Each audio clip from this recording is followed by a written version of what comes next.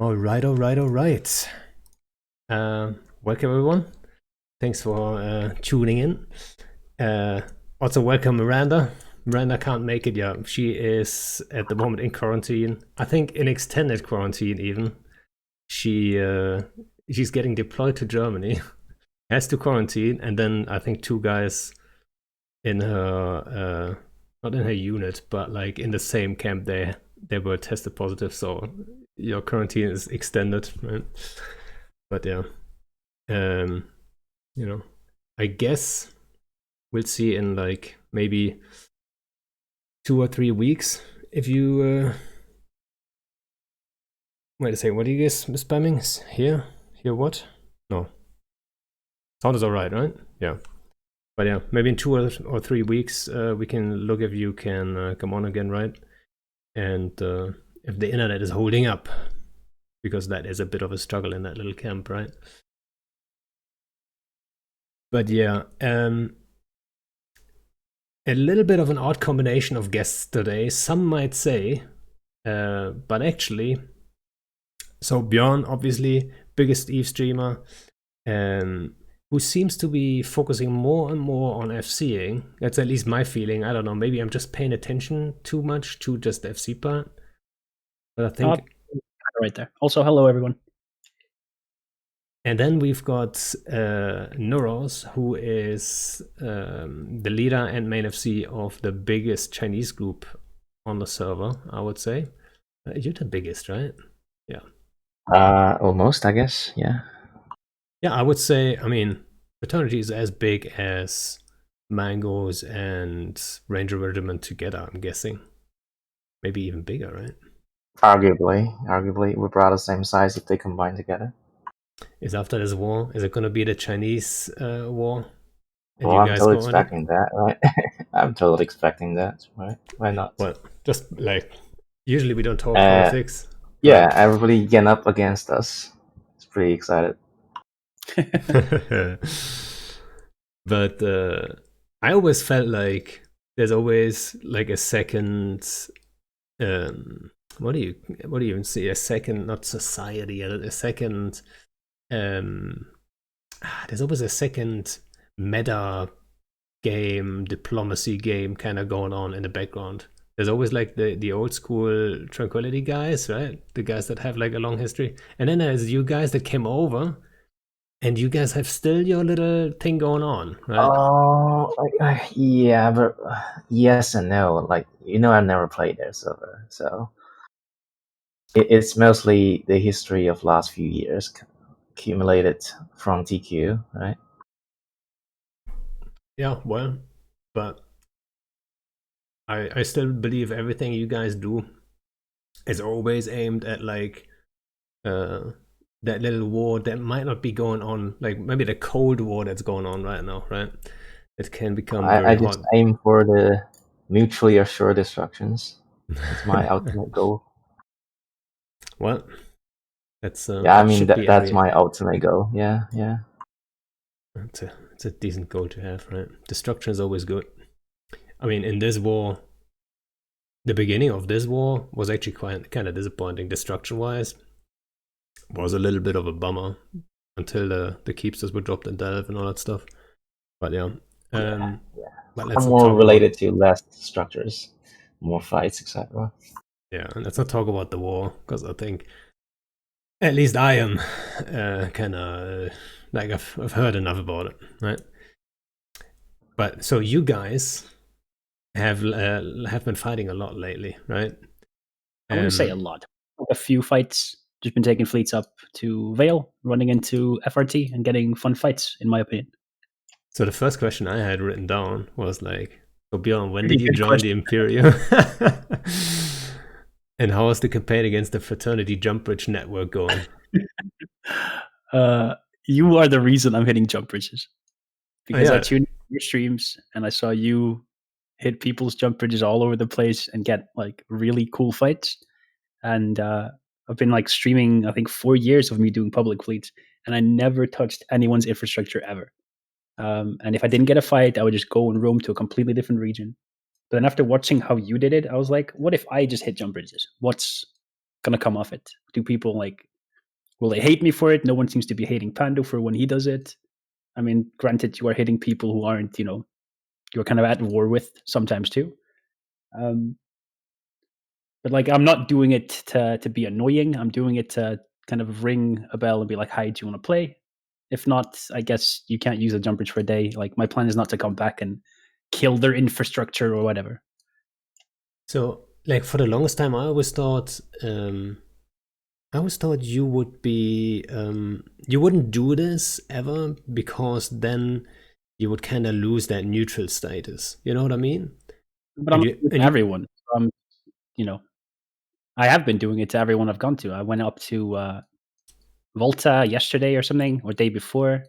I went to Horde Space and hit the one that connected, was it LXQ to the system next to Rio? I went and hit Toilet Paper's one, and then the same day I went to the FRT one after Toilet Paper said they'd like kind of given up in the area. So I've been like every region. I think I went to Provi and did it too. So I'm doing it everywhere I go now. But so the thing is, like, it's the same with me and hunting. Whenever I go hunt, or when we're like super heavy hunting, like in peacetime, for example, we don't have anything else to do. It's all about like hunting and like finding content for the guys in some way, right? And then it's usually the case that like certain alliances, certain targets are just more available, right? Yeah, and then what happened to me? Sorry, say it again. Responsive and like quicker to just go, oh, they're in our region, let's kill them like quickly before they do what they're gonna do here. Yeah, and then, so what always happens to me, for example, tests would quickly then complain like, oh, Pando is always like, he's just focusing on us. And that was during the war they had with Fraternity. They were super active mining, and it was one of the biggest targets I could have. So I went there because there's targets there, right? But then from their point of view, it would always look like I'm trying to hunt, especially test, right? First of all, they don't notice when I shoot someone else, right? Or not as much. But then I would have thought that would happen to you too, right? So you hit, for example, a Fraternity jump bridge this week, like, I don't know, two times, 3 times. And then for some Fraternity members, it might just look like, oh, Bjorn, like he's always like really harassing us. No, not really. But like our space and TP and Volta, they're not in active warzone, right? If when you goes to like you go to Delph and shoot a poppy and Suplex, and people of course will side you with guns. But right now, like Valve Silence kind of a neutral zone. And every FC understands like shooting the Ansplex is probably the most effective way to proc a fight, because you don't want to lose that. You don't want to like get it reinforced for a couple hours. That is very true, right? Because it has an impact right away. Like if you shoot some other structure, obviously, like it's gonna be reinforced, but it doesn't change anything really, unless you show up the next day, or like a day something later. But yeah, also with the jump bridges, like before everyone in chat goes like, oh yeah, I'm totally gonna go ref jump bridges. Like I think the key is also to know whose jump bridge you can hit, where you can hit it, at what time, and all that stuff, right? So there's a little bit of knowledge is always required, right? I think that's always key, be it solo or be it FCing, like to know where to find the right fight for you. That's always key in EVE, has always been, right? So you need a certain size fleet to be able to take the fight you get if you hit that jump bridge, right? For example, today, what was it, Tempest fleet issues? You can't just take that with like 20 guys. So the fight was like really, really fun. Yeah, it was. I've never fought Tempest fleet issues before. I've never tried holding grid in like that's the first time I've ever flown like hacks like ever. Armor hacks at that, and then getting to actually use sentries, which I've never FC'd anything with like proper sentries, and try to actually hold grid over something. I've really enjoyed it. Dude, I love Ishtars. I really do, right? And like I think also in it in general, we have like I don't want to say a long history. Everyone has been flying Ishtars at some point, right? When it was Ishtar Online, everyone flew them. Yeah, But like I've we never have seen it like that. we fucking embrace those because like I think when people talk about Ishtar Online, they think about the finger of God, right? Where you had like all sentries, all the DPS of the entire fleet assisted to one guy, and that was lame. We never did that though, right? Because like even when it was still in the game, we were still thinking this is fucking like this is extremely boring for everyone. Like I'm not gonna ask my guys to do this, right? So we never really did that. We did it, I think, once or twice, and it is nice, right? That slick DPS, that straight alpha from the entire DPS, it's really nice to have as an FC.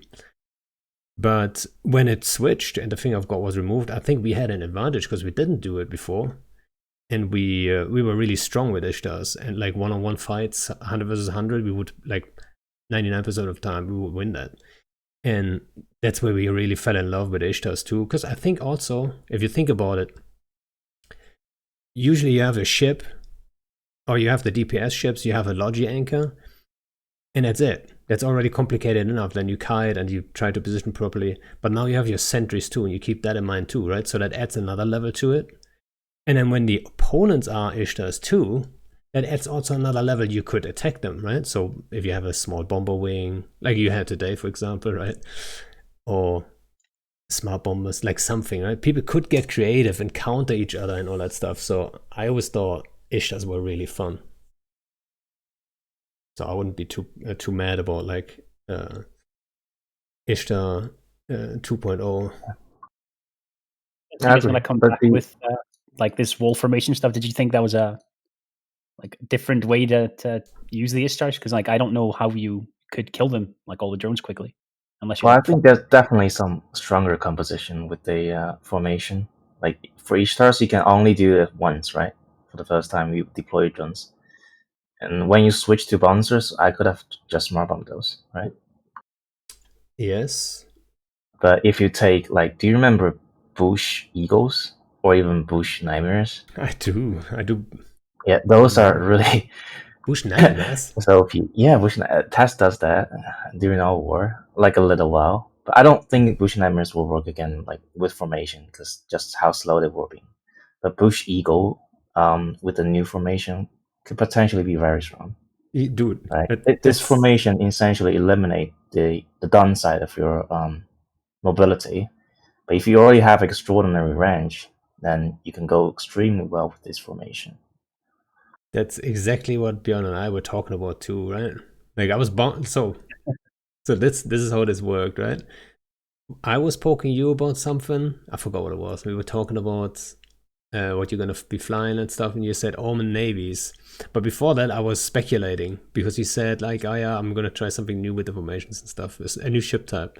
So my first guess was like either Nagas or Tornadoes, because just the DPS at that range, it's just nice, right? They're gonna work great, but they're a little slow. But then I think every FC that has some experience with bush fleets and all that stuff knows instantly Eagles are gonna be the strong ones, right? 100%. They can fit tank on top of the range and all that stuff too. Yeah, you don't even have to fit tank, but even without tank, they're not gonna just fall over, right? Yeah. And they apply to everything basically. Plus their align time is super nice, right?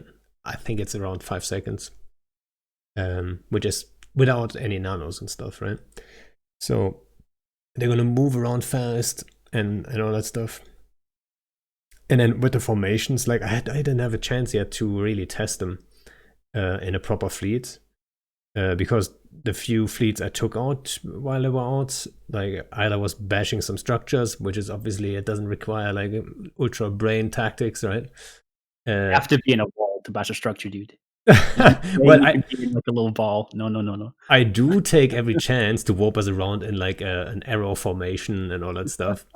I do take every chance with that, but you know, if it doesn't make sense, then it doesn't feel right. You know what I mean? But yeah, but you have been using them a little bit more, and every day, just trying to get used to them. Yeah, so the way, like, you want to explain, like, maybe the way you're using or trying to use them right now, because it's pretty much similar to, like, I think what everyone has in mind to a degree, right? basically what Noraus said, sniping long range. We met him with the like no tank Omen navies. I was doing the 100 kilometer sniping T1 thoraxes, which I used to do with the boosting back in the day. So obviously when this update comes out, I'm hyped to be able to do that again, ping around grid, snipe shit. But I remember if you can stay just under the warp range where they can't warp to you, it's really fun to try and skirt that area where you're like hitting to 145 ish, but like never letting them get close enough to actually apply back to you, but then also not close enough to like warp to you. Because if you go into the 200-300 kilometer sniping ranges of what do you call them, the eagles and stuff, then suddenly you need to screen in front of you with bubblers, and like all that stuff is a lot harder to do with a public fleet. Yeah. So I think the major difference to like how you run them and how I wanted to run or want to run them is that you use like visual like scepters that everyone can see on the grid, right? So you have like several like let's say 7 or 8 people burning around in random directions, more likely, and then you pick the ones you feel like, right? Yeah. And I want to do it a little bit differently in a little bit more controlled way. And I showed you the screenshot already, so my brain can still compute it. And I mean, when you have an organized group, you can do things a lot sneakier and better, right? Yeah, but I'm also, keep in mind, I'm like entertaining people. I'm putting on a show for people, so keeping it visually pleasing is just part of that too. That is very true, actually. Yes. So like a big wall of sentry guns, sentry drones, and a big wall, like it's exciting and fun to watch as well, Well, I'm not saying the sentry wall. Like I thought that fight was amazing, but there wasn't like the warp part wasn't like crazy about it, right? Like the warping around, kite warping, or whatever you want to call it, right? That wasn't the big thing about that fight. Not in this one, though, because we ended up trying to just stay under the RDs with our afterburners on, which I think was the correct move. My other like idea was if you would bring like just Munins or what you call them, any other hack comp, then I was going to try and like ping off again and just pop out, wardens. We just had 3 sets of sentries on us. So I was going to make like several different walls and like box you in or box myself in. It's a shame what it does, really, right? It has just enough drone bait for those 3 sets. Yeah. Like one more light set would be nice, right? Yeah, I was a little worried taking gates. I was like, if a Frigg fleet shows up, I'm kind of fucked. I don't think Frigg fleets would engage hacks, no. Even if they feel like, oh, it's Ishtars, and that we can maybe get on the guns. A lot of people would never do that anyway, I think. Unless they have support, right? Or like the numbers, like Noraus has capability of doing both, right? Yeah. You can form a hack fleet or a TFI fleet and assault Friggs, and then it's getting nasty, right? Yeah, but then, and for the first time, people wouldn't kind of expect that you need to intercept you on the gate. But in future, if you want to do Ishtars still, then you should start to think about like how to get on grid properly. Are you for us as we're traveling to you, or? Yeah, while we're traveling, I'm not gonna gate camp you for sure. Yeah, but why not? It's part of the game. It's a public show, right? Yeah, I admire that. I kind of respect that, and I want to fight too. That's why we moved to Bell. But so I think what's always a big part is whenever you're the aggressor, let's say if you tackle a rockall or you take or you ring the doorbell and ref an anti-plex or whatever it is, the defender always like only has so much time, right? So you can't just form forever. So if you would say like the quicker you are there and camp the gate, the lower your numbers will be, the more engageable of a fleet would it be for Bjorn. So like I don't think it would be a dig move at all to sit on a gate and say, okay, this is like your weak point, and then Bjorn has to make the decision: does he want to jump this gate? It's a legit thing, right? I don't think anyone has to feel bad about that. No, definitely not. But I mean, I'd put other pressure when hitting a jump bridge. Like you have to show up before the timer or like before it's done, like in that moment. So there's like different pressure there as well. True. Is it like 20 minutes before you reinforce that thing? I have no clue. I think that was like the 5th time I shot a jump bridge. I think it all comes down to 25. Yeah. So you have 25 minutes, which is plenty of time to form, to be quite honest. If you're staging close enough. I don't know exactly why you're staging right now, to be honest. One jump away. Yeah, well, then that's enough time. Yeah. Usually, like every fleet I form, I always go with like 15 minutes. So after 10 minutes, I'm checking what we've got, and then I make some adjustments, and then we leave. And I think 15 minutes is a solid like time frame to go with. So if something gets hit, you've got 10 minutes, still on the clock when you engage. In my book, at least, I don't know. But that comes down to also, I guess, alliance culture to a degree, right? If you make that a thing and people are very used to it, it's very easy to form that fast. If you are forming super long and everyone is used to forming super long, then it's obviously super hard to form super quick, right? So that's like, some groups, they don't push for like speed or anything. They just like take their time and they form for half an hour or an hour. Right? I've seen that before. Craziness. It can happen, but that shouldn't be the goal, right? Are those alliance still around today? Well, yeah, some of them. Okay. I can never understand like the farm power. It drastically kills your farm power. I don't know why people join that kind of fleet. Yeah, so I think nobody plans on forming an hour, right? But it can happen. It happened to me before, where, like, for example, I form up and then stuff changes, and then you have to switch ships, and then you're looking for a certain thing. You need something special, whatever, right? A firewaller, some crazy stuff, and you need to get it done. And the timer's coming out at this time. Maybe it's a final timer, it's ticking down 30 minutes and all that stuff, right? So like it can happen. Sometimes, I mean, that's the nullsec business anyway. Sometimes you get just straight up blue balled anyway. So, then that's even worse. Forming for an hour, waiting for half an hour, and then getting blue balled. But yeah, I wish I could just stage in Jeddah and just form my fleets there. Every ship type is available at Jeddah price. Well, that's actually becoming an issue for me now. Oh yeah, talk about that one. Yeah, it's something I've, in like all my history of doing public fleets, never had to go, wait, there isn't enough on the market. And it's very new for me to run into that as an issue. Yeah, well, because you've advanced from like faction cruisers to hags, probably the reason. I guess it's from normal cruisers to faction cruisers to begin with, because I used to just do like T1 cruisers and then battle cruisers every now and then. But I still feel like Jeddah feels emptier than it did before, like the whole market of it, which like makes sense, but I don't know if I like it. Yeah, so sorry, I got full on distracted by, I think it's a court man of mine who just donated to meme me. What did you just talk about, the Domi thing, or like in general? No, just the market in general. Yeah, so I've not had that like ever before, where I'm like having to count like how much is actually available versus how much I think I'm going to have in fleet. And they're like, wait, the market can't support me doing this kind of a fleet. Like Jeddah, like what, Yeah. Obviously for like bigger alliances, that happens all the time, or it used to happen already, but now it's even more, right?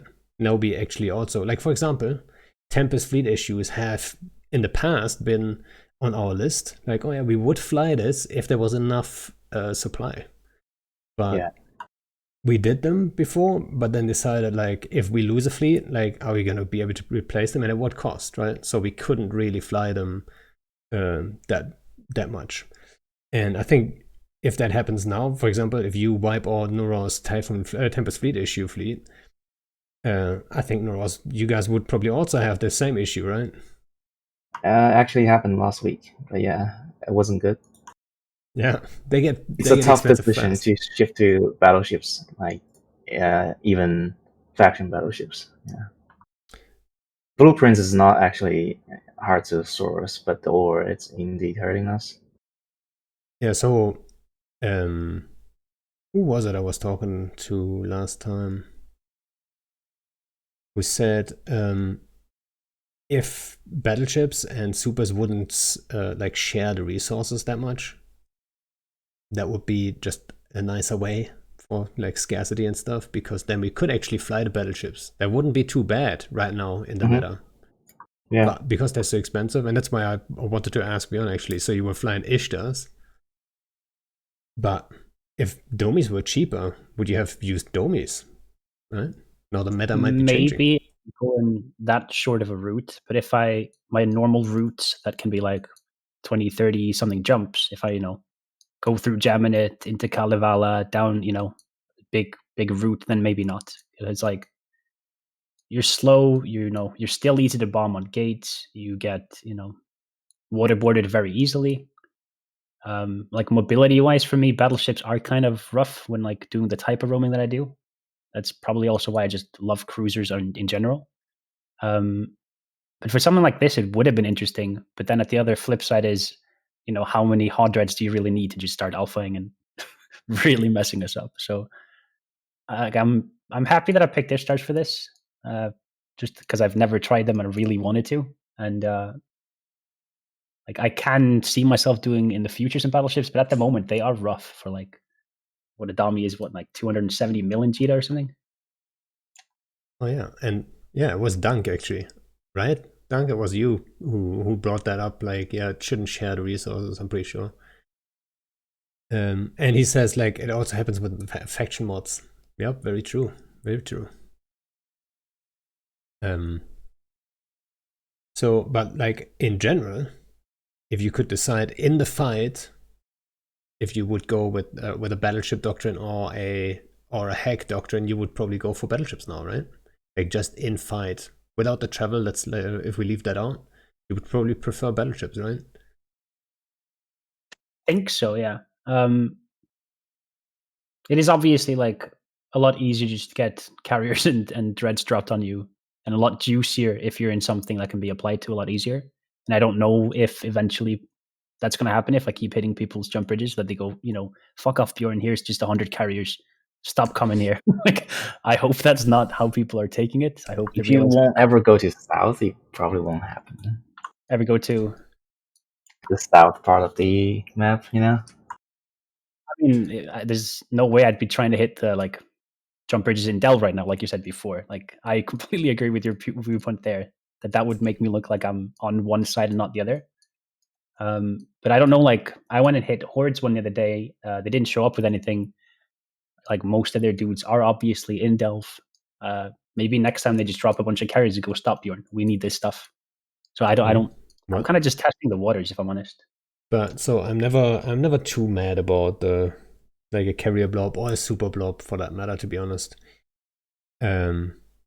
It always depends on if I come with like, let's say with 25 plus, 50 plus, maybe even 100 people, like I kind of expect that almost to happen. And the reason I'm not mad about it usually is if they drop it today and they drop the same shit tomorrow, well, then the day after that, I might just be ready for it. You know what I mean? Then I might just have some friends, and that brings like great potential for like escalations and stuff like this. So I like seeing them in space anyway. I completely agree with you. I'm not saying I'd be mad for carriers. I wouldn't want to be in battleships if that was the case. Yeah. Just like a bunch of all dreads. That would kind of suck.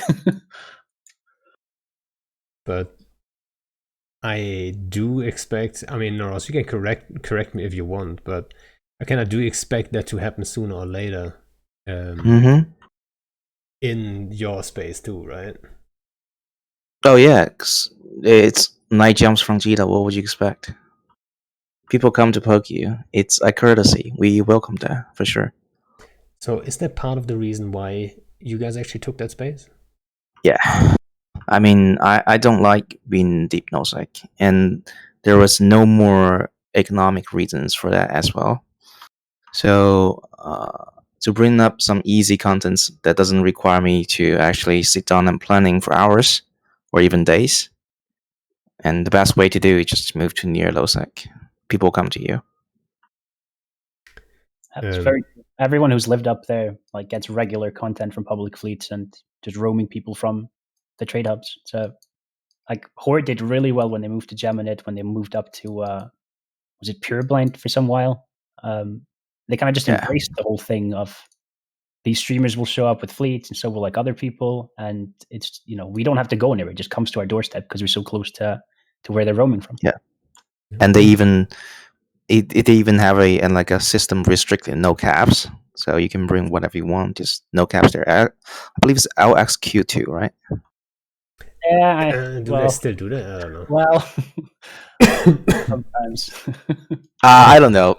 Probably not the case. They were Okay. really good about that for a while, and then they were very good at chanting that for a long time still. I mean, I fought them like 2 days ago. I guess that was in Rio, and there was like 3 dreads in the carrier, and I was like, oh, okay. So, I mean, yeah. They have in the past been really cool about that too, though.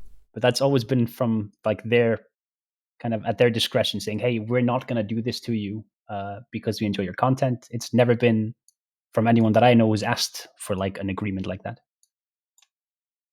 Yeah, that's a thing. It's not always easy. For example, if it must have been Gobbin's idea, because I think it's very hard to push something like that through if it's not the alliance leader, the #1 guy, definitely who supports it.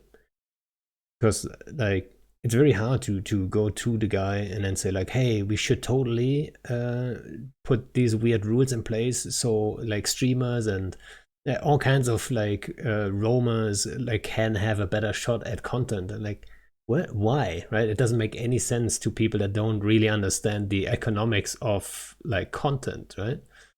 That are entirely focused on like empire building and super cap building. It's part of the empire building. It is part, yeah. Yeah. I 100% agree. People that understand happy members log in more. Yeah. Activity is everything. Yeah, I 100% agree. Yeah. Or at least I wouldn't say activity is everything, but it's the major player when it comes to like a strong alliance. You'll never see a strong alliance that isn't really active. The strong ones are all very active. It's just how it is. It's not a coincidence, right?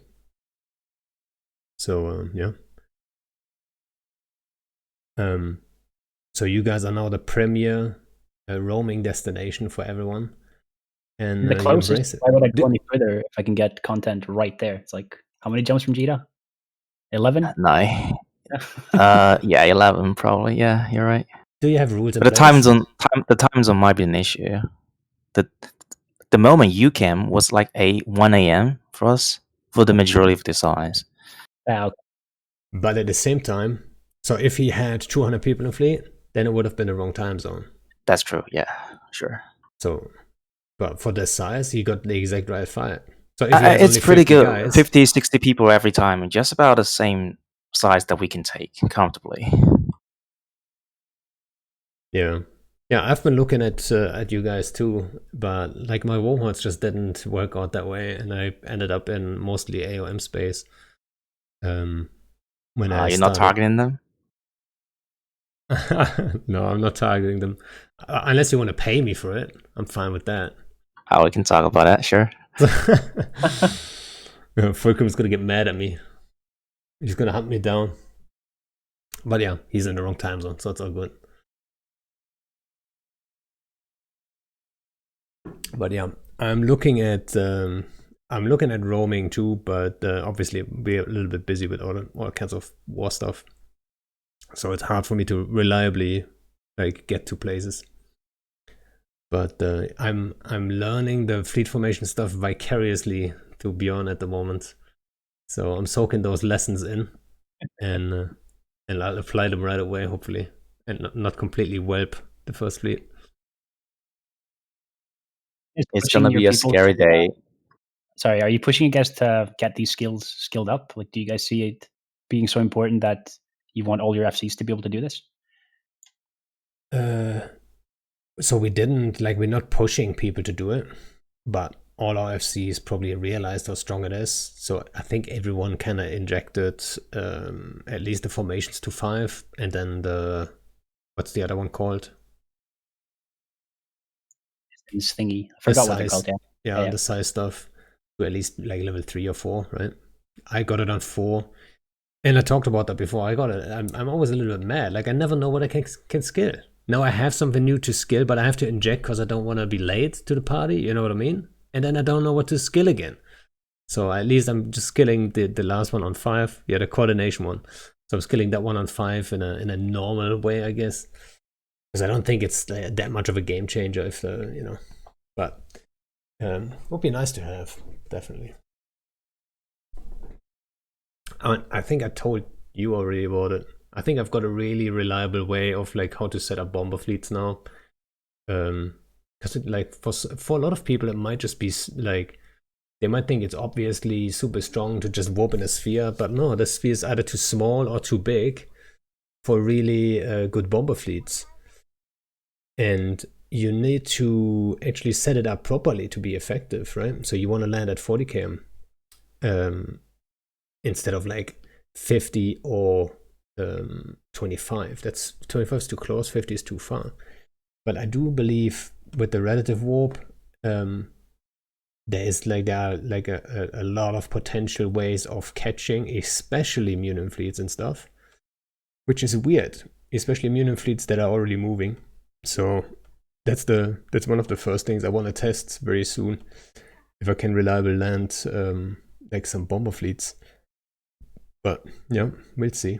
Do you believe it's going to be like another AB Cookies? When he came out first, it like was scary as fuck, and everybody ate shit once or twice before they figured out how to counter that, and after that it's pretty easy.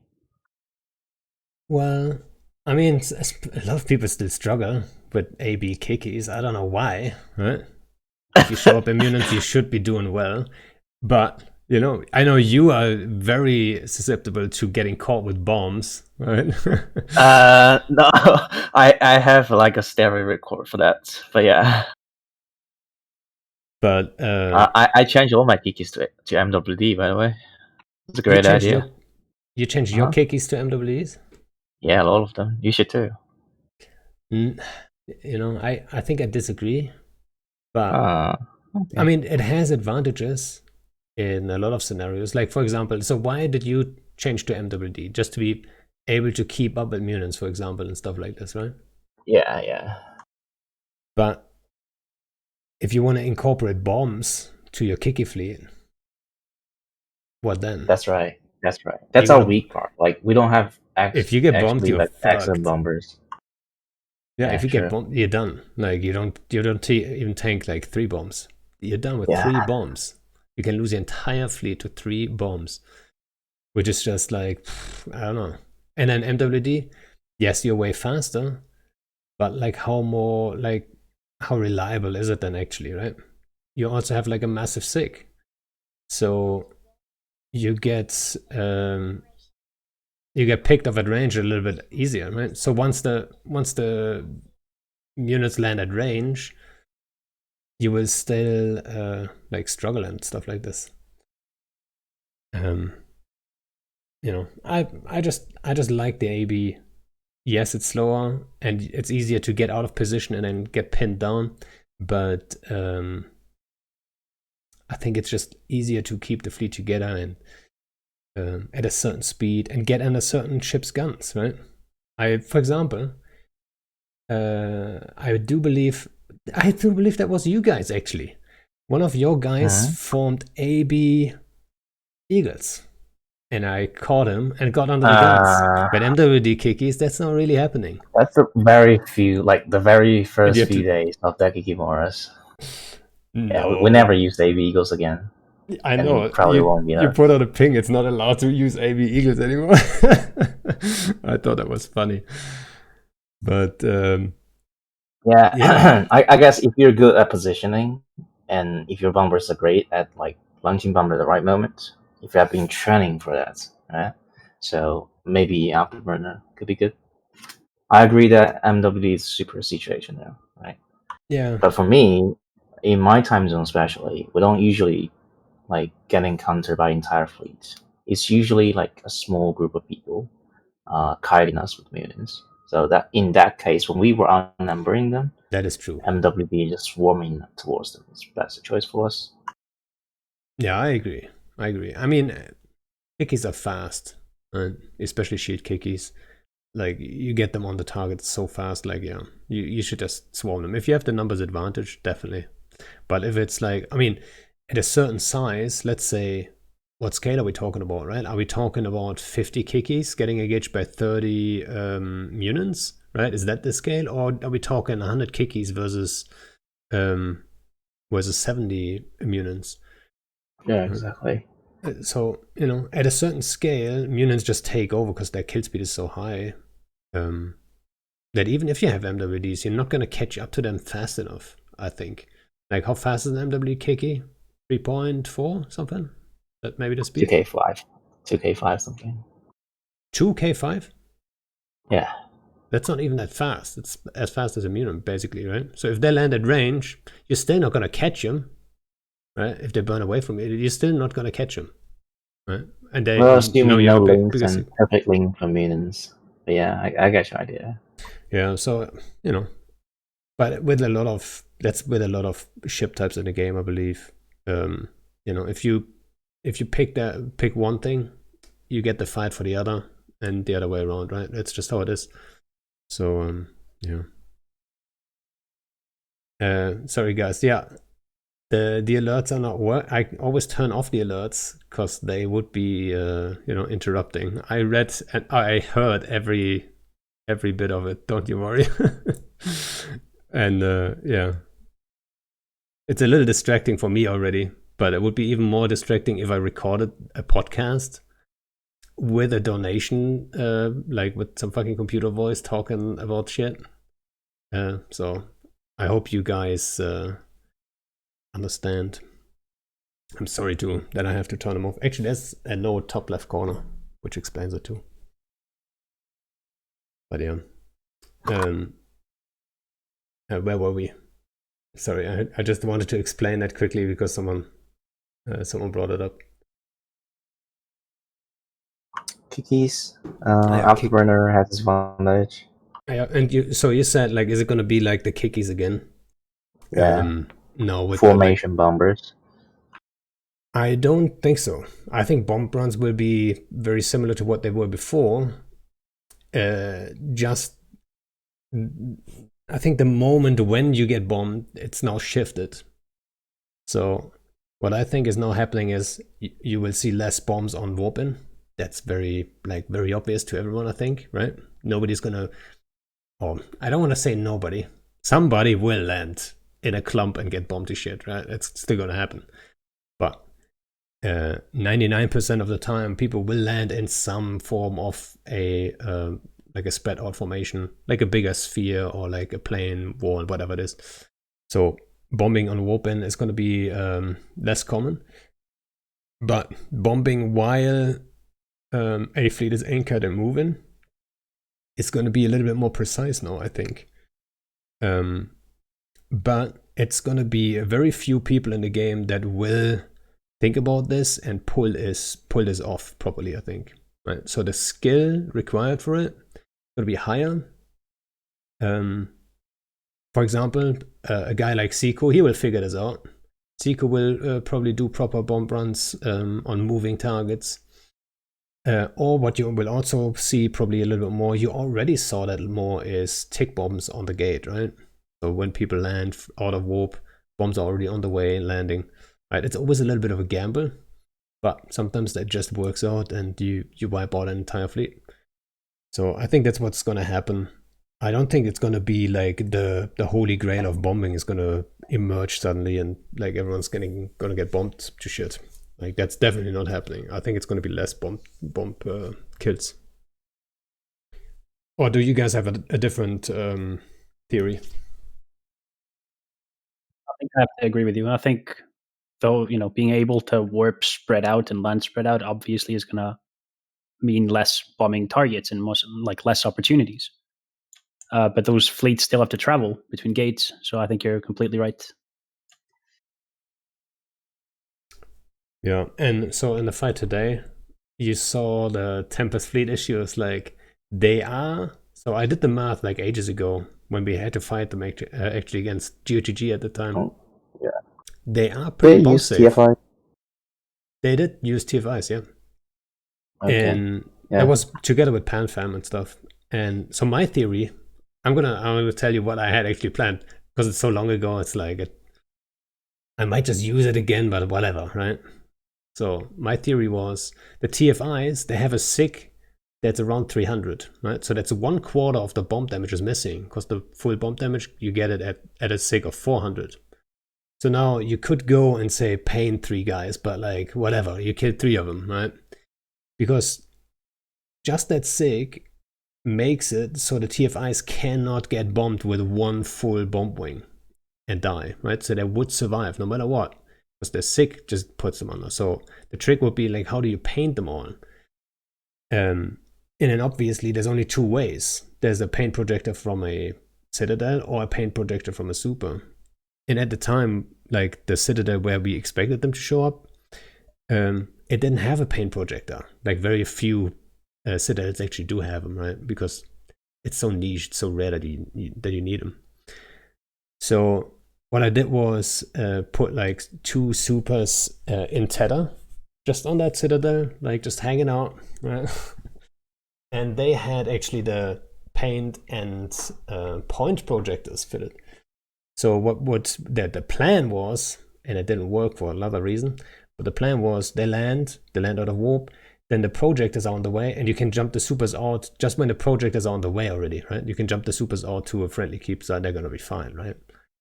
And then before the projectors even go up, the bombers are already on the way, right? And by the time the bombs explode, they should be pointed and painted, which then puts their SIG big enough so you can wipe them out. But we did try that, but we actually were setting up way too late, so I didn't have enough bombers to wipe them out, and we just got them a little bit in trouble, but we didn't quite catch them. But yeah, I don't know how I got here, but that's like the kind of stuff. Bomber TFI.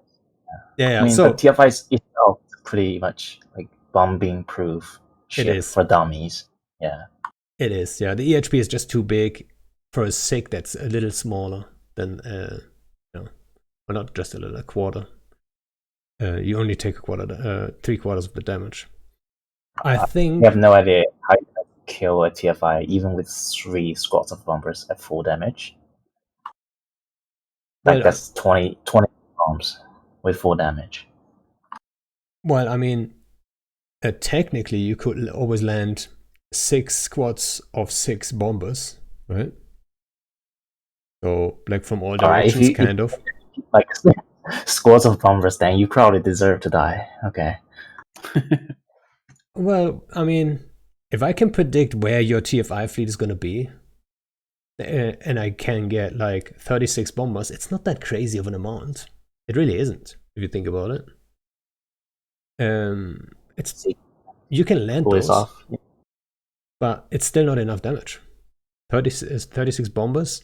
True. How much EHP is that? It should be 36 times 6,500, right? So I don't know, 115,000 or something. I don't know like what the exact math is, but TFIs have like what 200,000 EHP or some shit. That's right. Fucking tanky, dude. I can tell you that. After today, I was like, fuck me, these things are hard to crack. But so what you saw in the fight though was interesting too. If you have a bomber squad or 2, what also is nice, like a lot of those Tempests were actually put into like a third of their armor, or like even more was missing. And then who's broadcasting for armor who's actually primary? Oh my god. And that's when I tried my absolute half is broadcasting. And you only have to kill 2/3 of the EHP too, right? So it's like a nice combo, yeah. Bombers Bar did really good and helped kind of make it a little more chaotic, which is exactly what we wanted. You know what? I also wonder, like, do you enjoy like maybe doing like several fleets, like working with someone together? That's like, it's a fun thing, right? I haven't done much of that, so that was, I think, the second time ever that I've worked with Bombers Bar. out of like the 5 years of streaming, and I've never really like worked with another fleet on a grid for an objective. Just think more like having a bomber win on grid is immensely superior when you have it. Every time they bond, I think we did it twice or 3 times. Every time they do that, we lost about 2 to 3 ships that wouldn't, could normally catch reps, but they just die because of the chaotic stuff. Yep. I've always been a fan of that. Like, I try to, like for years, I tried to make that happen in it too. That we always go with I always call it like a multi-fleet approach to like every fight. So it's very normal for us to bring several fleets, even on same comms. For example, Shines forms a fleet, and we know the fight chance is like very high. Then I would form like a little wing of bombers, even if it's just 10 guys. The impact can be incredible. And like I've always tried to push for that, because it just like it almost multiplies your like capabilities sometimes. It always depends on the fight, of course. Yeah. But for like one guy, it's almost impossible to pull off both, right? I've done it before, like a little bomb wing plus kickies, for example, right? But then you need those helping hands and those a little bit of a team behind you. Otherwise, it's gonna get too much, right? And I think and like a couple bombers, very reliable people and knowledgeable FC for do that. Yeah, I think that might be just one thing you're missing out on, Bjorn, right? Like having that FC team behind you that prepares stuff. But like on the other flip side of it, I don't want to get known for always having a bomber wing, because then I'm less fightable, less engageable. That means less fights, less entertainment on my stream. So like I know I'm like playing this kind of underdog part, and that's just true what I picked. Yeah, true. Yeah. I could have brought like a Zap today and would be more engageable for you, but that's the Rick's the worst part of me behaving there. Like I want some homeland advantage, so I use battleships plus fax machine. The fax warping, and I knew, I was like, oh fuck, this is gonna get rough. Hey, you know what I thought? What I thought is like, so you have 100 dudes in fleet, right? Now let's say 100, like, no. So Bjorn had 100 dudes in fleet. So like one of the Ishtar fits we just brought back not too long ago, actually, because they trade really well, is Shield Ishtars. Insane DPS, right? So now think about like if you had like 150 and it was a slick setup. So let's say out of 150 you actually have 110 Ishtars. That's insane DPS. You could have killed that fax so fast. You can alpha the nation.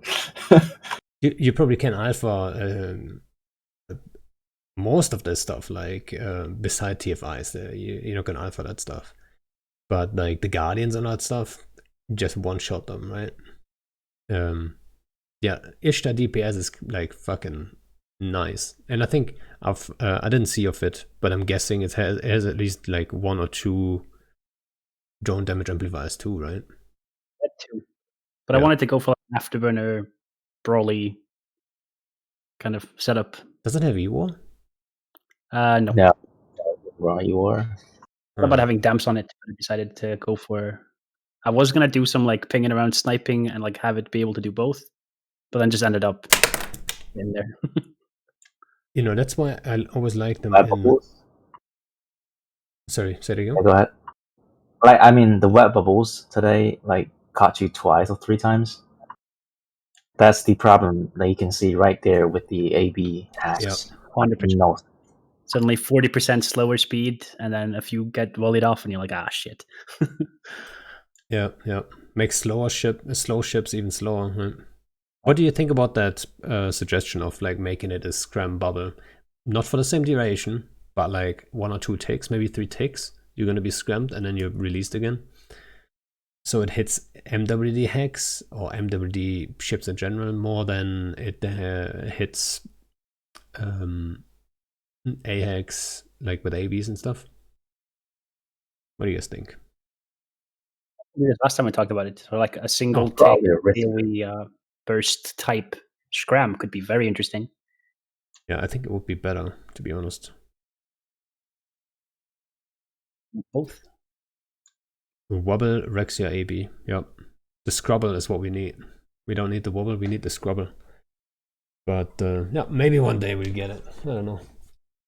I think it has much of a priority now, though. After the hacks lost their micro revive sig bonus, true. People bet that like Baltec fleets do just fine against certain hacks today. Yeah. Yeah. Now they actually apply well enough, so hacks can't just be at 70 km and be fine, right? Now they're struggling a little bit. Yeah. So yeah, I think that's what we talked about last time too. I said it. The balance might just be really well done now. It might just be perfect. I don't know. Like, I'm not saying it is, but it could be perfect. But it will still take time for the meta to develop away from hacks, right? Even if it's perfect. So I guess we'll have to wait and see what people come up with. Shield Ish does old GE fleets, Gorgon Empire. Yeah, I remember that. They were good guys. The Gorgon, they're all in dark side now. The Gorgon Empire guys. Or like a lot of them. Also like a really good alliance. Those guys live close by too, right, Noraus? They should be visiting you. They dread bombed us the last couple of days, yeah. Yeah, that's true actually. But it wasn't too crazy. You didn't lose too much, and you lost. You shot a bunch too, right? Yeah, that's just the price of dread right now, right? Insane, 5 bill per piece. It's the price of what? The price of dread, of fitted T2 dreads, it's about 5.3 bill. So I was quite happy scooping around like the loots on grid, and I basically instantly SRP those supers. Yeah. Well, the thing is always with dread bombs, right? You're always trying to, like, it's always a gamble, right? You don't know exactly what's gonna jump in. So you drop your dreads, you start calling targets, and you just hope for the best. And sometimes it works out, and you just wipe the floor with someone. And sometimes you drop those dreads, and there's gonna be more supers and more supers jumping in, and then they kill you just way too fast to be effective. And I think that's what happened to them there, right? You just had too much for them right there, and it was too, like, their DPS was diminished too fast. Because, like, faxes don't play that big of a role anymore. It's all about not at all. DPS. Yeah. It's a DPS race, yeah. Yeah. Tell him about the 100 bill. I don't know what he's talking about. Is there some story about 100 bill? What's the 100 bill story? I don't know. I'm just asking. I'm just guessing here. The BR was 100 bill, was 170 bill. Yeah. I mean, the advantage for dreads is always you can insure them, right? Obviously. I'm sure they were all insured.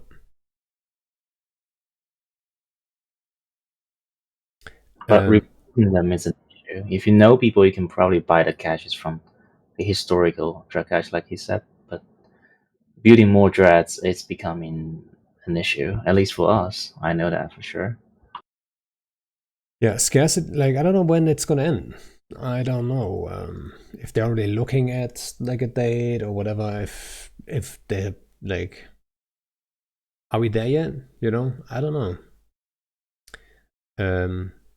We'll have to see. But yeah, scarcity has depleted historic dread caches for sure. People were way more willing to drop dreads when they were cheaper, obviously. But then the targets are also more expensive now, right? Supers and Titans. So we'd still see them. Fuel prices suck. Yeah, I mean, economy is like the big thing right now, right? Everything is a little expensive right now. The cost of living went up craziness.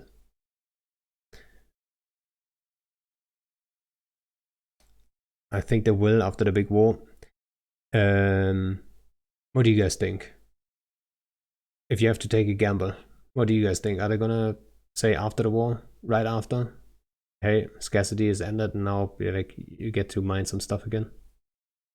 I What do you think, don't Bjorn? think they're like their schedule is, what is happening in the war. Like, there's always going to be wars, and they're going to have to do things in the game to balance it. Not, nothing to do with the war happening in Delph. I don't think they're gonna like end scarcity in like the way they like started it. It's gonna take a long time. But I like, if you watch CCP Rattati talk to Eve, I think it was Oz, talking about some kind of infrastructure changes that are going to be coming, where you can like have a system only have a certain type of mineral and then not something else instead. I think they're going to be more like even more empire building stuff coming in the future. They've been hinting at that for, I think, next quarter or something. Yeah, so I have seen some highlights about that interview, but I haven't watched the entire interview. You really should. Like, What's the whole thing? He goes into like little points here and there where he talks about kind of their future plan, and it did sound like next quarter ish would be when that would be coming out. So it's got, I don't think the war in Delph was going to end before that. The war in Delph might never end. Who knows? they wouldn't change. People were just raging. If you change this mid-war, then probably not a good idea. I mean, you remember at the beginning of the war when I think it was all the CSM guys were like, yeah, we all signed this thing saying, hey, you shouldn't do any changes during the war or something. I thought that was ridiculous. And then especially because everyone was aware that this war is going to take a long time. Like, what? Now, during the war, like, for this long time, CCP is not supposed to make any changes to anything significant? Like, no, we need changes, dude. It's like, it's not all about this fucking weirdo space war. There's other people too, right? And what after? Then after that, we have to wait again for, like, significant changes and stuff? Like, no, let's not waste time here with this damn war. Let them fucking do changes, right? We're still gonna play in the same sandbox, not like it's gonna shift to either side, most likely. I mean, I wouldn't know what it could be that would shift so much. But CSP, they don't want to mess with, like, they don't want to trigger or knowing like 60% of the active population players. It's quite like a reasonable HR or marketing decision, I would say. It's definitely not for the best of the game or what it needs right now. It needs some kind of changes, right? Yeah. But everything is on hold or like on pause because of the war. Like, so you mean at CCP there's stuff on pause? Well, they stop making new changes? That's No. meaningful? So I don't No? think they did stop. I think the CSM requested it, but that doesn't mean CCP actually sat down and said, like, yeah, totally, we should just stop developing our game because those ultra space nerds told us to. It's like, I don't think that's what happened. I mean, the fleet warp, like the warp formations, that's significant. It doesn't, it's a tool for everyone, so it shouldn't, like. Think anything about this, like formation warp during the war actually applied, like in any of this battle? I totally think so, yeah. I mean, but we haven't yet, right? It's been out for a week. On Tuesday. I haven't yet, but we also haven't seen big fights in Delph, really where in it was required. So we were busy in catch and impasse. But if, for example, there is a timer in the 1DQ constellation where we would be, like, yeah, then I would probably form, or Shines would form something there and help them. And if it's battleships, for example, yeah, we would totally use the formations. Like, I don't want to get bombed to shit. Why wouldn't I, right? Yeah, we used wall formation in our Baltic fleet 2 days ago. Yeah, I think that's the norm for battleships now, right? If you want to fight, that's probably where you can see, okay, these guys want to fight on their citadel or whatever. If they warp onto their citadel in a formation, that's where they want to fight, right? So it's very easy to recognize. So yeah, I think in a lot of fights you'll see formations being used. A lot of them, like almost all of them. you will see them used, right? Are they always going to have like a massive impact on the fight, on the outcome and stuff? Like probably not as much, but yeah. I think it's really, really good for battleships, especially, or anything that's slow, where where the first position plays a big role, right? In units, it doesn't like matter too much. I feel like they have been changing a lot of things. Taking the micro warp drive bonus off hacks when it's basically just been hacks fighting there. Like that's a pretty big change during a big war. Yep. And then the Papi guys could actually spin this into saying, hey, like goons have been using battleships and we haven't, and now hacks are being nerfed, so clearly this is helping the Imperium, right? They could spin this into this. I haven't seen anyone do it, but like just in theory. Right? That's the legit reason, though. Battleships are stronger, right? If used properly with fax machine support. Yeah, and they should be, right? I mean, I think that's totally fine. Yeah, I mean, as the defender, you have the jammer control. You control the escalation chain, so I don't blame anybody to just recklessly throw the fax machine with the battle tech fleets. It works almost every time, almost. Yeah. I mean, if you have a proper fitted fax, even a full hack fleet will take a while to kill it, right? If it's like really well fitted, right? There are certain fits that really hold up against like big hack fleets even. Just in that time, you'll use so many hacks that's worth like 2 faxes or 3, right? So yeah, you would see that more of that. I'm pretty sure. I mean, we've got the Battens ready. Obviously, Battens are like not the greatest damage type to mutants, but it's more also looking at eagles, right? And they did shredding well. the scimitar. Say that again, what? It was shredding scimitars regardless. Well, they still apply damage. It's not like apply pretty hard. Yeah, it's not like you can just multiple tank times. them. Can you remember the Artie Battens? Yes, I'm a big fan of Artie Battens still. I think it's a fun idea. To just combine it and say like, fuck it, we don't need the damage bonus or the gun bonus on anything. We just take fucking Arties. So we get that alpha. We've got eight gun slots anyway. I was like that. And Maelstroms, yeah. I mean, it's probably one of the ships that we will see coming back to Maelstroms. Or what is another prediction? What do you guys have prediction-wise? What ship types will re-emerge a little bit in the next months, maybe?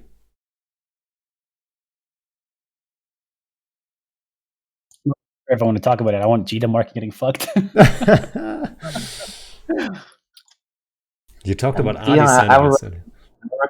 Nagas or tornadoes for you? Nagas or tornadoes? Yeah, for your public fleets. Probably won't work on my side. I used to use the Nagas with the command destroyers, but I wanted to, but right now there's not that many on the market, so I haven't yet. But like 300 kilometers Nagas are disgusting when you can ping them around like this. Wait, there's not enough Nagas on the market even? That's crazy. Yeah, what are you gonna do if this goes further and the Jita market is not full with anything? I don't know. I mean, I was looking at it. Let's look at it now. Right now in Jita, there are... Then our situations shift. I don't know, 40 something, 50 Nagas. If I have like 100-man fleet. Suddenly I'm the guy who can form more easily whatever he wants. Right? Suddenly I need to take Sov and go mining? Fuck. Yeah. The beehive is taking Sov and fucking who knows where. Tribute to just mine all day so Bjorn can run his fleets. You're gonna just like enslave. And like my favorite shelves look half empty, and I'm like, I don't know. It's just gonna be an entire region of like enslaved Twitch viewers mining all day. And then behind him is, we talked and then Bjorn is, today, though, like with the whole sov thing. I don't understand null sov right now. Like, why have I not gotten like any incentive to go take sov? Don't do that. It ruins you. No, but like I'm saying, why doesn't CCP look at it and go, why isn't there an incentive? Like, yeah. I would go and take sov in a second if it paid me for owning the system for a week. I've You know talked to what? Panda about it before. Where like, why isn't sov the way it is in like the board game Risk? Like, if you hold a constellation, it pays you this much after a week. Dude, I'd be out there every day fighting for my little fucking corner, dude. I 100% agree. And then also I would like to see it, like, see, so you get paid for holding soft, but it should be diminishing returns too. So the more soft hold you this person, you get like an extra bonus, like in fucking Risk. like, so Probably because it will oversimplify the economic module that CSP is so proud of. are they so proud? I don't even know. They keep talking about the sandbox and everything in the game comes from the players. Right, so you don't automatically generate income. That's why they cut off. Yeah, but beside the bounty from NPCs and stuff, right? So a lot of the ISK income, it doesn't come from players, obviously, right? That's not passive, right? You have to actively, rat for those bounties. And instead of just by holding softs, you could ask, it doesn't make much sense. Well, you could also say, okay, you can get minerals, like you can get like some material passive for holding soft. So you would still have like I agree. Like some kind of. I totally agree that having in game, like, yeah. Yeah, I mean, how would you prefer it, right? Like, what would be your dream scenario then? How soft would work in that regard? For me, for both of you. I first of all don't know much about sov. I think you said you have to pay to actually own or hold sov somewhere. Yeah, you do. It's not that expensive, though. I would like to get paid for holding it, for fighting over it, and like have a reason. Like, why am I not incentivized in the least to go and take my little corner and put up a flag? There's nothing that goes, hey, you want to own this, because I don't want to go and own and emulate every other group and just build a giant empire of miners, and that doesn't interest me at all. Yeah, I honestly don't have the answer for you. But I mean, so in your case, yeah, why would you have an incentive though? Like, you don't need soft for anything. No, but I would pay me for it if there was a reason for me to hold it. Like, if there was something I could do in the system that would generate me passive income, I would go fight. But like let's say small groups did for like passive moons, like back in the day. Yeah. Well, I agree. Like, so passive moons have been that came up like 100 times too, right? And I think passive moons in low sec totally makes sense. And then just maybe give it passive sun mining from Triglavians or something. I don't know. Yeah, but so in soft, like, so how much of an incentive would you need for you to take, let's say, one constellation? So how much of an incentive, like, how much would you need to gain from that to say, okay, now I want to take a constellation?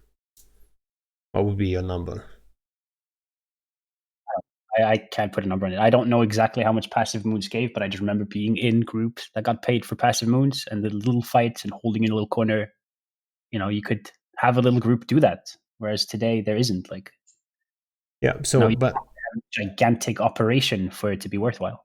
Yeah, but so that was my point when I said, like, if we would ever see a like a passive income from holding soft, then I would like it to be diminishing returns. For example, right? If you hold one constellation, let's say you get a bill per system, right? So if it's a big constellation, it might just be 11 bill, right? You hold that constellation, you get 11 bill per month. It's not that crazy if you compare to passive moons that used to be 4 or 5 bill a month, or even more, right?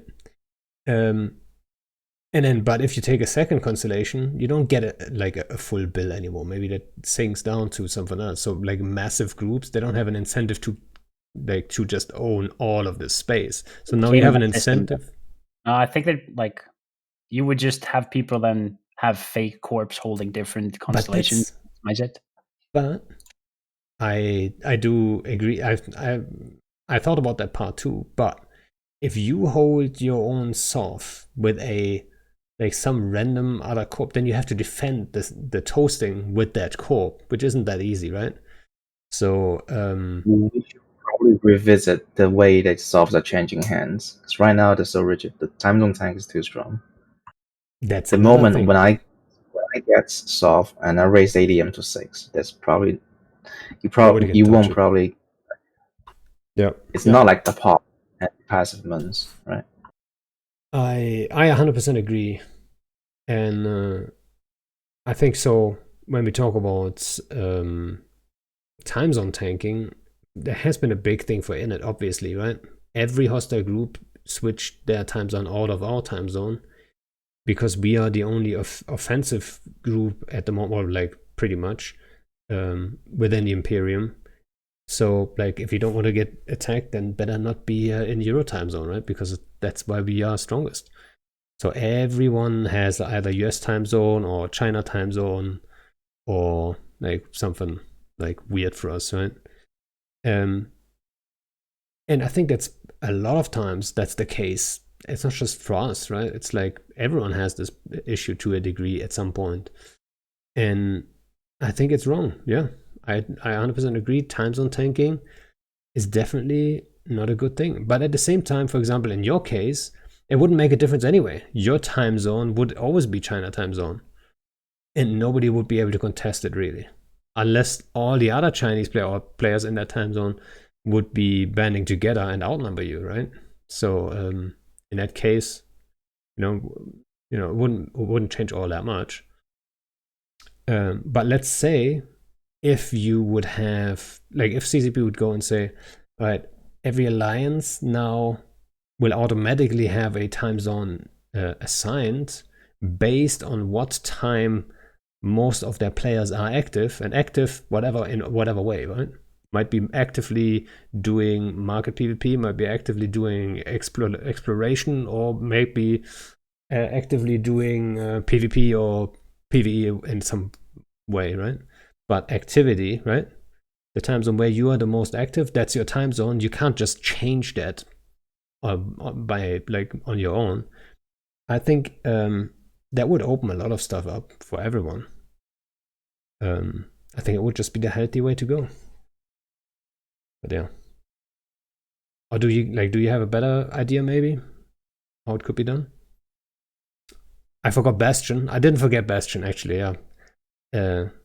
Bastion has also been super active. Actually, I always thought Bastion should have done their own thing to a degree, and I always wondered why Bastion didn't do. But this war actually has been almost a blessing for you guys, I think. In that you, like, Bastion kind of found that little way of, like, yeah, we can actually go out and do shit on our own and come out and play, and they did really well. So yeah, we're not the only offensive group in Imperium, but I would say size-wise, we would be like a little bit bigger of a threat for someone who's home defending, right? But yeah. Sorry, I was rambling on. What was the question I was asking you guys? So how would you want to fix the time zone tanking problem? Any bright ideas? I don't really take part in the time zone tanking stuff. Noraus will have to answer this. Just keep widen the window. Right now it's 6 hours. If you get 6, like top, I believe that's 3 hours. Sorry, you got 3 hours. 3 hours of soft window you can intosis if you hit the max ADM. In my opinion, it should be double that. But then, and for the structures, it should be like I believe the current change is good. So you at least can have one timer on the weekend, but the final timer, I believe, should be like what it's like in Wormhole right now. So instead of 3 days, you only get 1 day or 48 hours at max. That way, probably will be fixing the issue by a little bit. Yeah, so you're talking about Citadels. I was I was approaching it more from a soft point of view, but yeah, totally right. Citadels is the same thing, obviously. But that's exactly what I forgot who I was. I think it might have been Phantomite, actually. When he was on, I was talking about that too. That why not have the last time on a Citadel just 1 day? Because then you can ref it so it comes out on a weekend, and you can have both timers on a weekend, right? And then time zone isn't that big of an issue. Yeah. But yeah, I hope CCP is like paying attention to that issue, because it is quite it gets in the way of content. It really does. Am I the only one who prefers Dominion Soft over the current soft mechanics? So Dominion Soft is for those who are not aware, Dominion Soft was sovereignty blockade units and stuff. So what you would have to do is you drop soft blockade units on over 50% of the gates in system, and once they are online, the system is blocked and you can kill the IOP. So those you didn't have to toast, you had to kill them, right? If you wanted to defend your system, you had to kill the soft blockade units, and it didn't have a damage cap, so people did use supers and titans for that. But to be quite honest, that just enabled big groups to play it very safe, right? They were just blocking the shit, sitting on Titan, and the small guys, they're not gonna grind your soft blockade unit down with anything. Like, you're never gonna get that done in time. You can't be sneaky about it. You can't surprise anyone with it.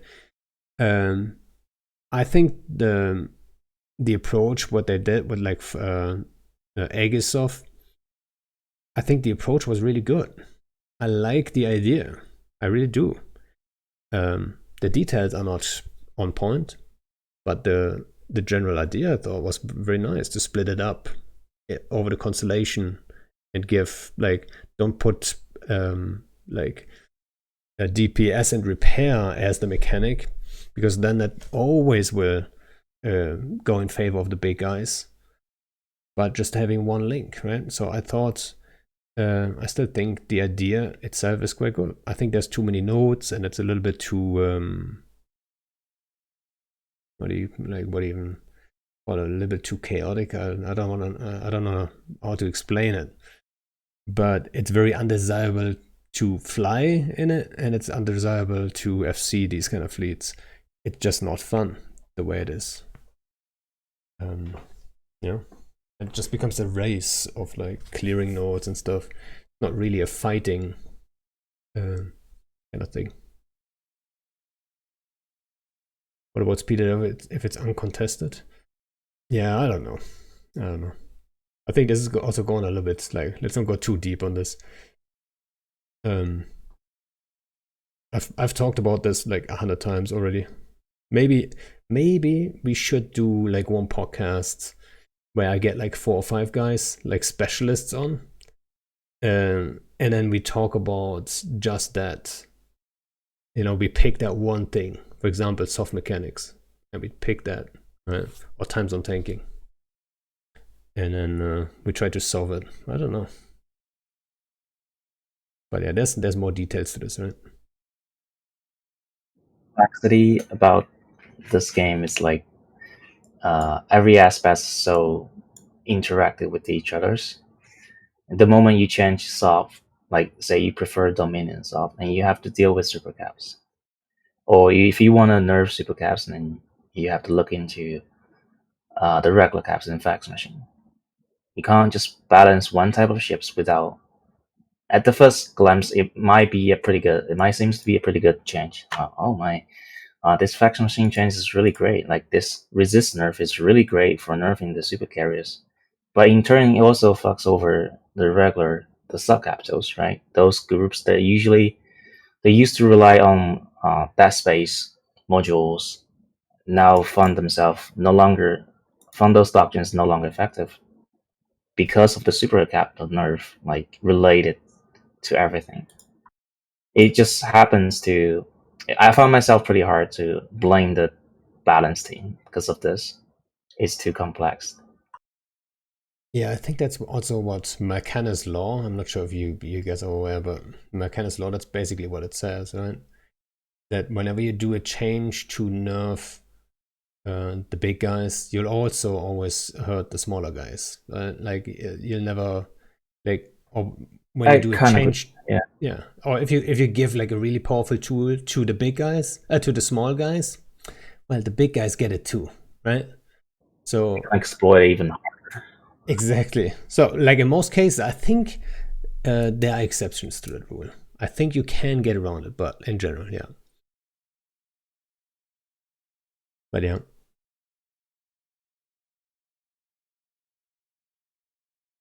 It's a sandbox, and human nature dictates how we're gonna play this game eventually. And I just saw a comment, would probably be better than one FC speak and the other two furiously taking notes. Yeah, I've been rambling a lot today. I'm sorry. Didn't even let you guys talk. Oh, we got to talk about the stuff we wanted to. I just don't really have any like knowledge into, time zone tanking and all that kind of stuff. It's hard for me to comment on anything, and I don't want to just talk out my ass if I don't know anything about it. Yeah. Yeah, well, the conversation just got there, and I thought I'm just gonna wing it. And then, an interesting thing. It's something I haven't really thought of. And then, like how it always is in Eve, like you have that one thing, but it's connected to another thing, which is connected to another thing. So all connected together. Exactly. And then I'm stuck in like, if I explain this, like I need to explain why I come to this conclusion, right? So I have to explain this part too. And then like suddenly I'm on a half an hour rant about time zone tanking.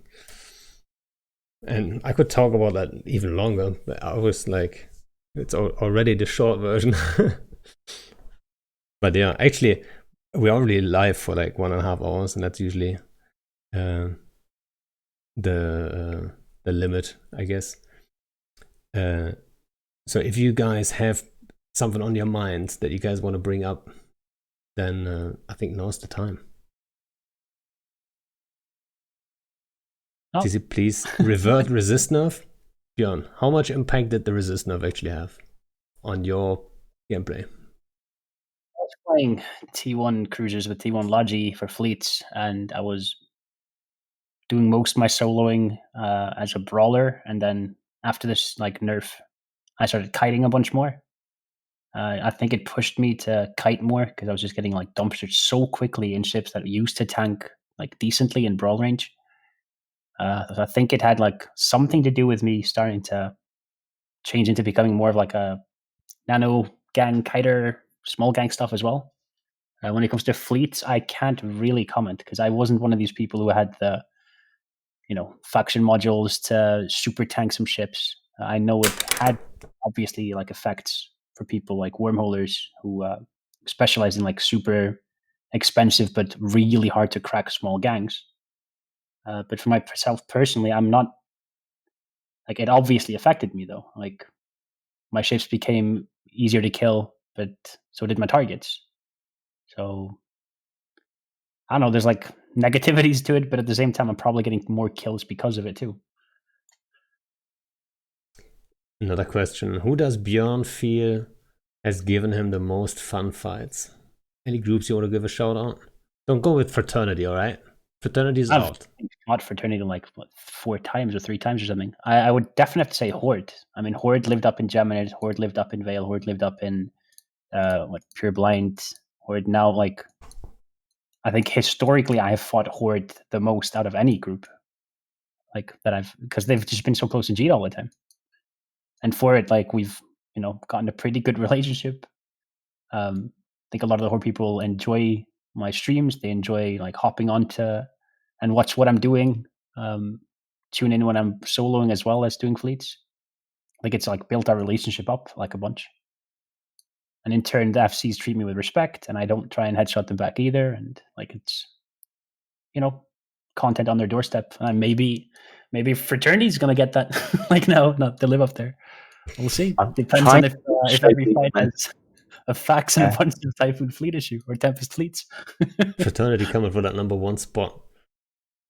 I don't know. We'll see. Let's see how long I can hold that spot. People asking the mentality between players, Serenity and Tranquility. I honestly don't know, but one thing I noticed about the Chinese community is that we are more of like prefer to build our castles instead of wreck other people's dreams. And we're kind of those collecting players. You know what? I think that's very similar to like most Germans in the game. Oh yeah, I know some very typical German in this game. Yeah, I can relate that. True. Yeah, I don't count me as like the typical German in the game, but yeah, Germans have the tendency to do the same thing, like building castles, doing industry stuff, and so on. Yeah, if guys, if you have any more questions, bring them up. I know Miranda is not here, so like taking questions in the middle wasn't that easy. So if you wrote one earlier and you think it's a good one and I missed it, then put it in here again. But yeah, I would say, guys, I would say also like, thanks for jumping in, like on short notice, right? I poked you guys today, and you were both like instantly like up for it. So like, yeah, thanks for coming on short notice. Oh, there's a question. Was Noraus in Roofs and Kings, or am I mistaken with someone else? You're mistaken with Fulcrum. I believe that's an awkward moment. It's an awkward moment? Yeah. Fulcrum is a good dude. Fuck. Right. It's okay for me to like you both, right? You're gonna be mad at me. This is where I got my mind. Yeah. Peace out. Alrighty. Bunny, if you could make one change to Eve, what would you mean? Oof, how big of a change you want? How big? Yes, that's too much. It's too much. I would Citadels. I would rework Citadels. I told CCP Signal and Rise that when they asked actually on their stream, or on the podcast with them, and I think Signal was a little bit surprised. I was like instantly in ramble mode. You just like experienced it a couple of minutes ago, right? And then I just like I can't stop about Citadels. But yeah, I'm not gonna go on the Citadel rant, guys. Alrighty. Did we miss any good questions? No, covered most of the stuff that you mentioned at the start. Yeah. I'm glad to hear like that Noraus isn't taking me coming here into Jump Bridges as like a negative thing. I'm really glad to hear that it's not a fuck this damn streamer guy thing. It's more like, oh, nice content delivered on a silver platter. Yeah, but honestly, so how much is Mittens actually paying you? All right. Taking those Mittens paychecks here. Right, now it's out. It's official. Welcome to the Imperium. Alrighty, guys. I would say thanks for showing up. Thanks for hanging out. The guys from my corp, we're gonna have a serious talk because those massive messages that were going on in my ear during this, like, was a little distracting, I have to say, because I can't turn this off. I still hear that. So, but thanks anyway, guys. Thanks for the subs and the donations and all that stuff. Much appreciated. And the fastest guy gets a skin if you go to this link and you're the fastest to type the code in. Alrighty. And thanks for watching. And see you guys on the next one. Bye.